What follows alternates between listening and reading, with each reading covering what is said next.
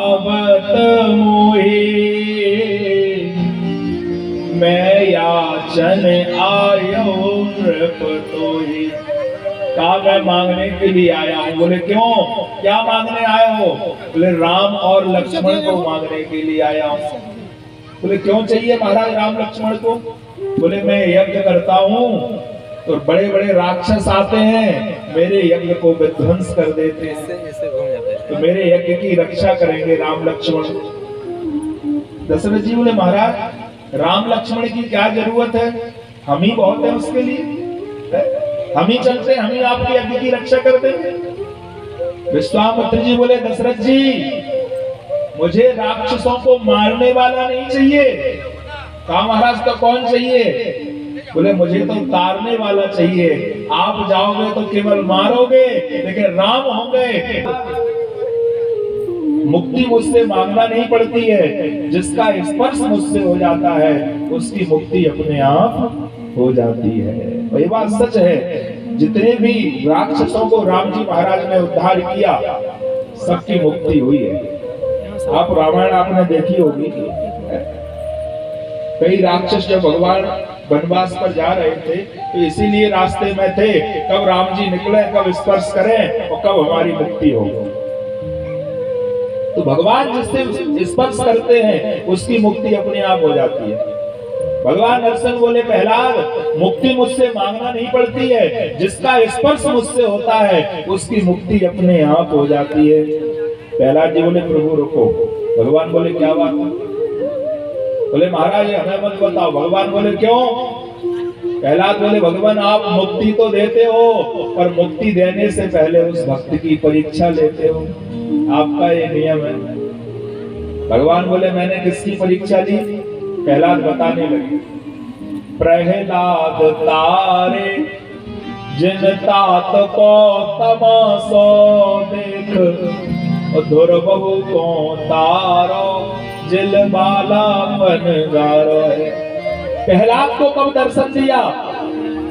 जब पिता ने इतने कष्ट दिए। ध्रुव जी को कब दर्शन दिया? जब 4 वर्ष की आयु में घर छोड़ करके जंगल में जाकर के 5 महीने तक आपका तप करना पड़ा। बताओ 4 साल का बालक जंगल में अकेला रह सकता है? लेकिन भगवान आपने ध्रुव जी की कैसी परीक्षा ली। ध्रुवहु को तारो जिन बाला पन गारो है। और महाराज मोर ध्वज तारो सुत शीस पे चलायो आरो, और हरिश्चंद्र तारो जिन सत्य हो नटारो है। राजा मोरध्वज कितनी बड़ी परीक्षा ली, जिन्होंने अपने जवान पुत्र के सिर के ऊपर आरे को चला दिया। महाराज हरिश्चंद्र जिन्होंने जीवन में सत्य बोलना नहीं छोड़ा, जीवन भर सत्य बोलते रहे और सत्य के कारण आज टकों में बिक गए और शमशान पर जाकर के नौकरी करने लगे, कर मांगते थे। बंधुओं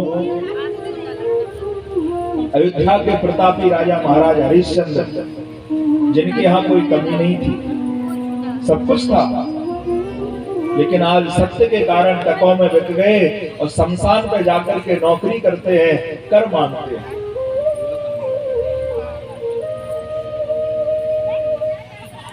विधि का विधान देखो, आज राजा हरिश्चंद्र के पुत्र रोहित इनकी मृत्यु हो जाती है।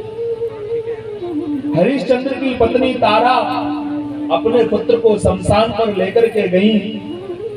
हरिश्चंद्र ने कहा तारा पहले तुमको कर देना पड़ेगा, उसके बाद पुत्र का अंतिम संस्कार होगा। तारा बोली महाराज कर देने को कुछ है ही नहीं, मैं क्या दूं, मेरे पास कुछ है ही नहीं। हरिश्चंद्र बोले तारा जब तक तुम कर नहीं दोगी तब तक अंतिम संस्कार नहीं हो सकता। तारा ने कहा महाराज ये आपका पुत्र है, अकेला हमारा नहीं है।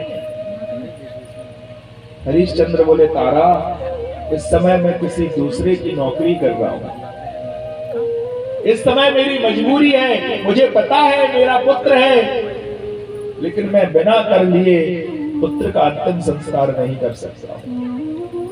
तारा के नेत्रों से अश्रु गिरने लगे। कहा महाराज मेरे पास कुछ भी नहीं है, मैं क्या दे दूं?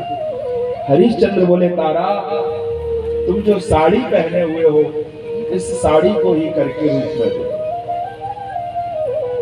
तारावती बोली महाराज, ये साड़ी हम स्त्रियों की मर्यादा होती है, इस मर्यादा को मैं कैसे दे दूं? हरिश्चंद्र बोले तारा, मैं तुम्हारा पति हूं, पति के सामने कोई मर्यादा नहीं होती है, इस साड़ी को तुम मेरे लिए दे दो। माताएं बहनों, वह राजा हरिश्चंद्र की पत्नी तारावती आज जब उस साड़ी को देने को तैयार हुई और आज जब साड़ी को देने लगी, उसी समय भगवान प्रकट हो जाते हैं। तारावती का हाथ पकड़ लिया। तारा, मैं तो तुम्हारी परीक्षा ले रहा था। हरिश्चंद्र, मैं तो तुम्हारी परीक्षा ले रहा था। जब तुमने अंत तक सत्य को नहीं छोड़ा तो ये सत्य स्वरूप परमात्मा तुमको कैसे छोड़ देता? तारा, आज तुम जिस साड़ी को देने को तैयार हो गई, ये साड़ी कोई साधारण साड़ी नहीं होगी, ये रघुकुल की सतियों की रक्षा करने वाली साड़ी होगी। आज भगवान ने तारावती के लिए वरदान दे दिया। बंधुओं, वही तारावती की साड़ी कहां पहुंची? सती अनसुईया जी के पास। और अनसुईया जी से वही साड़ी कहां पहुंची? जब प्रभु श्री राम लक्ष्मण के सहित मैया जानकी के सहित 14 वर्ष के वनवास पर थे, चित्रकूट से आगे चले, अत्रि मुनि का आश्रम आया। अनसुईया जी को मैया जानकी ने प्रणाम किया। अनसुईया जी ने परिचय पूछा, बेटी तुम्हारा परिचय क्या है? जानकी जी ने परिचय दिया, माँ मैं रघुकुल की बहू हूँ, जनक कुल की बेटी हूँ। अनसुईया जी ने इतना सुना, कहा बेटी तुम क्या कह रही हो? रघुकुल की बहू, जनक कुल की बेटी? तुम तो देखने में ऐसे लग रही कोई बनवासन हो। जानकी जी ने पूरी कथा सुना दी। माँ, ये तो मंझली माँ की कृपा हुई कि मुझे एक साड़ी पहन करके वन में आने दिया। ये हमारे पति हैं, हमारे देवर हैं, इनके तो वस्त्रों को निकलवा लिया। कहा 14 वर्ष तक एक साड़ी में कैसे निकालोगी बेटी? जानकी जी ने कहा, माँ आधी धो लूंगी, आधी सूख जाएगी तो आधी पहन लूंगी। अनसुईया जी के नेत्रों से अश्रु गिरने कि एक रघुकुल की बहू, एक राजघराने की बहू और एक जनक कुल की बेटी, जिसके आगे पीछे लक्ष्मी घूमती है, और आज वह बनवासन बनती एक साड़ी में 14 साल निकालेगी। अनसुईया जी से रहा नहीं गया। बेटी आज मैं तुम्हारे लिए कुछ दिव्य वस्त्र दे रही हूँ, दिव्य वसन भूषण पहराए। ये कोई साधारण वस्त्र नहीं होंगे, ये कोई साधारण साड़ी नहीं होगी बेटी, ये रघुकुल की सतियों की रक्षा करने वाली साड़ी होगी। और तुमको आगे अभी बहुत संघर्ष करना है और यही साड़ी तुम्हारी रक्षा करेगी। और मैया अनसुईया ने वही साड़ी किशोरी जानकी जी के लिए प्रदान की। बंधुओं, मैं निवेदन यही कर रहा हूं। आज प्रहलाद जी कह रहे हैं, भगवान आप पहले भक्त को दर्शन देते हो, लेकिन दर्शन देने से पहले उसकी परीक्षा लेते हो। उसको मुक्ति देने से पहले उस भक्त की परीक्षा लेते हो। मोर ध्वज तारो सुत शीस पे चलायो, हरिश्चंद्र तारो जिन सत्यहु न टारो है। राजा हरिश्चंद्र जो जीवन भर सत्य बोलते रहे। प्रहलाद जी कह रहे हैं, भगवान पहले उन भक्ति कीनी, पाछे तुम मुक्ति दीनी, ए तारबो कहाँ बंज व्यापारो है। महाराज ये तारना नहीं, ये तो व्यापार हुआ। पहले भक्त भक्ति करता है, उसके बाद आप उसको मुक्ति देते हो। इसलिए भगवान मेरा एक निवेदन है, तारो तो तारो नहीं नाम पलट डारो, बिना भक्ति तारो तो तारबो तुम्हारो है। बिना भक्ति तारो कार वो तुम्हारो है। बोल नरसिंह भगवान की जय, वृंदावन बिहारी लाल की जय। जय श्री राधे, जय श्री राधे। इस प्रकार से नरसिंह भगवान ने हिरण्यकश्यप का उद्धार किया, प्रहलाद को दर्शन दिया। यहाँ भागवत जी के 7 स्कंद विश्राम हुए थे और आज की दिव्य कथा भगवान वामन का भी अवतार होना है, राम जी का भी अवतार होना, कन्हैया जी का भी होना है। तो सुखदेव जी कहते हैं परीक्षित, अब आगे की कथा में हम प्रवेश करते हैं। परीक्षित ने एक प्रश्न और कर दिया, कहा गुरुदेव एक बात बताओ, मालपुष बताओ, एक बात बताओ, हमने सुना है भगवान उनको जल्दी मिलते हैं जो ज्यादा पढ़े लिखे होते हैं, जो बड़ी बड़ी डिग्रियां करते हैं, शायद उनको जल्दी भगवान मिलते होंगे। सुखदेव जी ने तुरंत उत्तर दे दिया, राजन अगर ज्यादा पढ़े लिखों को भगवान मिलते तो भागवत में एक कथा आती है गजेंद्र की कथा, हाथी की। बताओ हाथी कोई पढ़ा लिखा होता है? हाथी कोई डिग्री करता है? लेकिन हाथी को ही भगवान ने दर्शन दिए। हाँ, परीक्षित बोले गुरुदेव हाथी को कैसे भगवान ने दर्शन दिए, कथा सुनाने की कृपा करें। तब तो सुखदेव जी कहने लगे, परीक्षित यत्र यत्र हरेर्जन्म कर्माणि च महीयशः गुणन्ति कवयो ब्रह्मस्थाने नो वेद शृण्वता।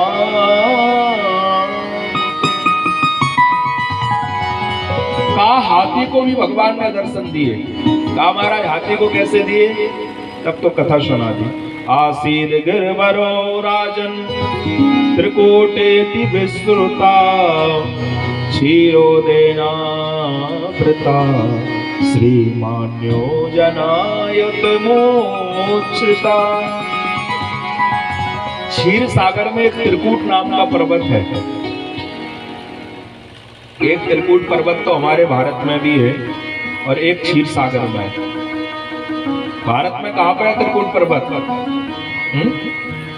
वैष्णो देवी। वैष्णो माता किस पर्वत पर विराजमान है? त्रिकूट पर्वत। लेकिन एक क्षीर सागर में भी है त्रिकूट पर्वत। उस पर्वत पर एक गजेंद्र रहता है, हाथी। कहते हैं वैसे जंगल का राजा होता है शेर, लेकिन गजेंद्र उस जंगल में शेर बन करके रहता है। बोले क्यों? बोले क्योंकि गजेंद्र का बहुत बड़ा परिवार है, 50 पत्नियां और 150 पुत्र। इतना बड़ा गजेंद्र का परिवार है। बोले भैया अगर किसी का बड़ा परिवार हो है तो उसे अपने परिवार का एक अभिमान रहता है। हाँ, आप देखना गांव में अगर किसी का बड़ा परिवार हो वो क्या कहता है, सुनो भैया मुझसे मत बोलना। बोले क्यों? बोले हमारा इतना बड़ा परिवार है। हाँ, गजेंद्र का भी यही हाल है। गजेंद्र का इतना बड़ा परिवार, गजेंद्र किसी से डरता नहीं है, जंगल में शेर बन करके रहता है। एक दिन क्या हुआ, गजेंद्र एक सरोवर में स्नान कर रहा था। उस सरोवर में एक मगर रहता था। स्नान करते करते 1 घंटा हो गया, 2 घंटे हो गए, 3 घंटे हो गए, 4 घंटे हो गए। सारे सरोवर के पानी को गजेंद्र ने गंदा कर दिया। मगर को क्रोध आया। बोले बताओ मैं सोच रहा हूं कि ये थोड़ी देर और नहाएगा, थोड़ी देर और नहाएगा, इसने तो पूरे पानी को गंदा कर दिया। मगर आया, मगर ने गजेंद्र के पैर को पकड़ लिया और इतनी जोर से गजेंद्र के पैर को पकड़ा और छोड़ने का नाम ना ले। और गजेंद्र क्या सोच रहा है? अब देखना, गजेंद्र सोच रहा है, बोले हो सकता कोई छोटा पूरा जीव जंतु हो, उसे अभी पता नहीं है कि इस जंगल का राजा गजेंद्र आया है। पता चलेगा तो अपने आप छोड़ देगा। और यही गलती हम लोगों से होती है। शत्रु को कभी छोटा मत समझो, छोटा समझा समझना सावधानी हटी और दुर्घटना घटी। गजेंद्र के साथ भी यही हुआ। गजेंद्र ने सोचा कोई छोटा पूरा जीव जंतु होगा, उसको अभी पता नहीं है कि जंगल का राजा गजेंद्र आया हुआ है। और जहां मगर ने पैर पकड़ा, हाथी को अंदर खींचता जा रहा है, पैर छोड़ने का नाम नहीं ले रहा है। आधा शरीर हाथी का अंदर डूब गया। भैया जो ये मगर है ना, जिसका पैर एक बार पकड़ लेता है फिर छोड़ने का नाम नहीं लेता है। हाँ, वास्तविक एक बार अगर मगर ने पैर पकड़ लिया फिर छोड़ने का नाम नहीं लेगा। हम लोगों के पैरों को भी मगर ने पकड़ रखा है, पकड़ा है कि नहीं? पकड़ा कि नहीं है? पकड़ा है कि नहीं है? किसी से कहना क्यों भैया तिवारी जी के यहाँ भागवत हो रही है, चल नहीं रहे हो? तो वो क्या कहेंगे, अरे क्या बताएं, आज चलना तो चाहते थे मगर एक काम आ गया है, मगर ये हो गया, मगर वो हो गया है। और मगर मगर मगर के चक्कर में 4 दिन निकल गए, 3 और बचे। हाँ,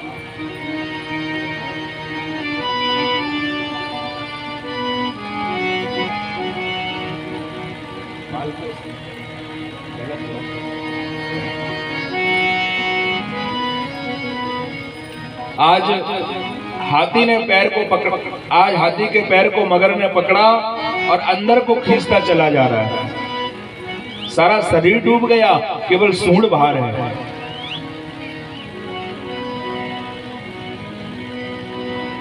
हाथी की पत्नियां 50 पत्नियां सूंड से सूंड लगाए हुए हैं। 150 पुत्र सूंड से सूंड लगाए हैं, हाथी को बाहर खींच रहे हैं, लेकिन हाथी अंदर डूबता जा रहा है। ये क्या है? बोले हाथी का अवमान दूर कर रहे हैं भगवान। इसको अवमान था ना बल का, बोले हमारा कोई कुछ नहीं बिगाड़ सकता है। कि विद्या रूप सुजाति धन इत्यादि के अभिमान, और जब लगोर में बसत हैं मिलत नहीं भगवान। जब लगोर में बसत हैं मिलत नहीं भगवान। विद्या कभी भी व्यक्ति को अवमान मत नहीं करना चाहिए। अगर थोड़ी सी विद्या मिल गई है, बताओ हम उसका अवमान कर लेते हैं?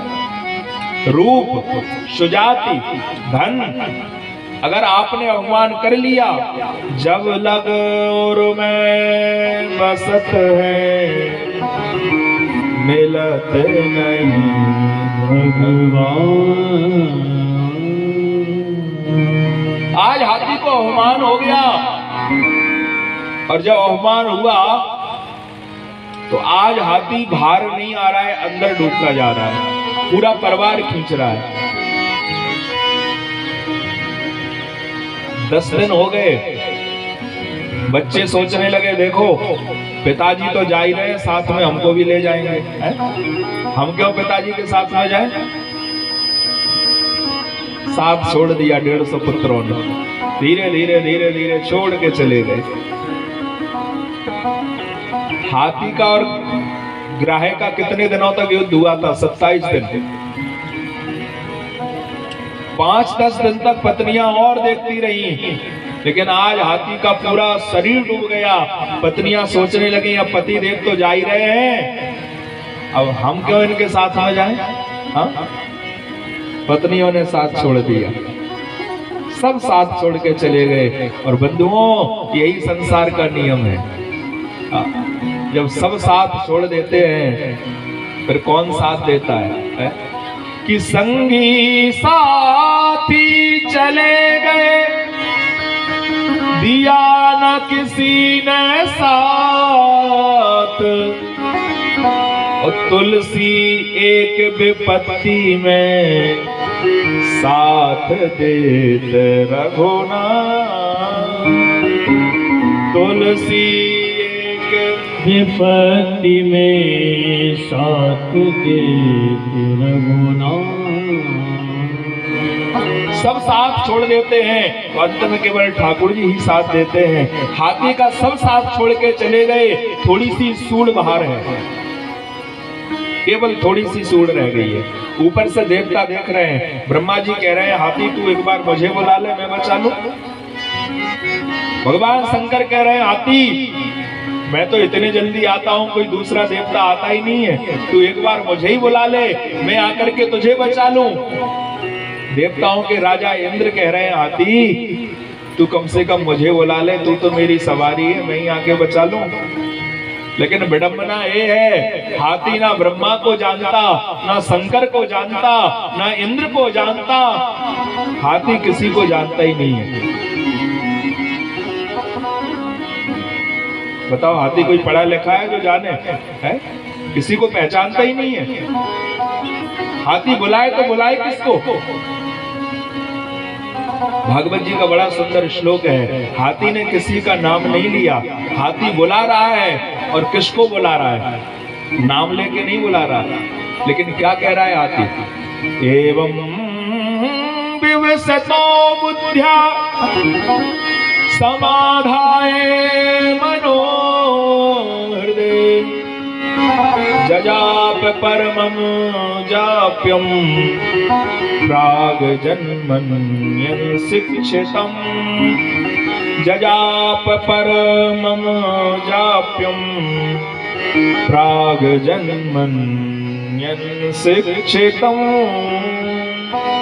हाथी बुला रहा है, किसी का नाम नहीं ले रहा है। क्या कह रहा है? एवं व्यवसितो बुद्ध्या, हे मुझे बुद्धि देने वाले, हे मुझे जन्म देने वाले, मैं आज डूबने वाला हूँ, आकर के मेरी रक्षा कीजिए, मेरी रक्षा कीजिए, मेरी रक्षा कीजिए, मेरी रक्षा कीजिए। बताओ किसी का नाम लिया हाथी ने? क्या कहा? हे मुझे जन्म देने वाले। जन्म देने वाले कौन है? इस सृष्टि को बनाने वाले कौन है? कल बताया था हमने, याद है कि भूल गए हो? हैं? किसने बनाई सृष्टि? क्यों माता है बहनों? पता है कि भूल गई हो? हैं? किसने बनाई? कौन से भगवान ने? हैं? बताओ कैसे कथा सुनती हो, घर पे जाके सब भूल जाती हो। समझाते समझाते हम परेशान और आप भूल जाती हो। सृष्टि को बनाने वाले कौन है? भगवान नारायण। और हाथी क्या कह रहा है? एवं व्यवसितो बुद्ध्या प्राग जन्मन्यं शिक्षितम्। हे मुझे जन्म देने वाले, हे मुझे बुद्धि देने वाले, हे मुझे शिक्षा देने वाले, आज मैं डूबने वाला हूँ, आकर के मेरी रक्षा कीजिए, मेरी रक्षा कीजिए, मेरी रक्षा कीजिए, मेरी रक्षा कीजिए। हाथी भगवान को बुला रहा है और श्री सूरदास जी महाराज का भाव है, सूरदास जी का पद है। हाथी भगवान को बुला रहा है और पुकार रहा है और हाथी कह रहा है भगवान से, हे गोविंद हे गोपाल अब तो जीवन हारे। हे गोविंद हे गोपाल अब तो जीवन हारे। हे गोविंद हे